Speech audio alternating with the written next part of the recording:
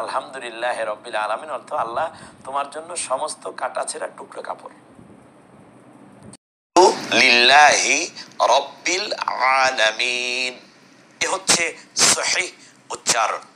কিন্তু আলহামদু, এই যে উচ্চারণটা করলাম, এর অর্থ হচ্ছে সমস্ত প্রশংসা বিশ্বজাহানের পালনকারী লালনকারী আল্লাহ রব্বুল আলামিনের জন্য। কিন্তু আপনি যদি কেন আলহামদু না বলে আপনি তিলাওয়াত করেন আলহামদু, অর্থাৎ এই হাটি যেটা গোল হা একেবারে শেষ দিকে ওয়াইয়ের পরে যে হাটা আছে, এটা যদি আপনি পড়েন তাহলে এর অর্থ হয় সমস্ত আলহামদুলিল্লাহ রব্বিল আলামিন। আপনি 30 বছর ধরে নামাজ পড়েছেন, কিন্তু আপনি কি বলেছেন তা কি জানেন? আশ্চর্য হবেন। এই হামদুন অর্থ হলো কাটা ছেঁড়া টুকরা কাপড়।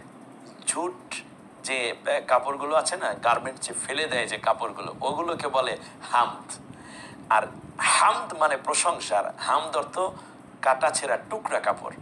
এখন আপনি 30 বছর ধরে প্রতিদিন 5 বার করে নামাজ পড়ে বলছেন আলহামদুলিল্লাহ রব্বিল আলামিন, অর্থ আল্লাহ তোমার জন্য সমস্ত কাটা ছেঁড়া টুকরা কাপড়।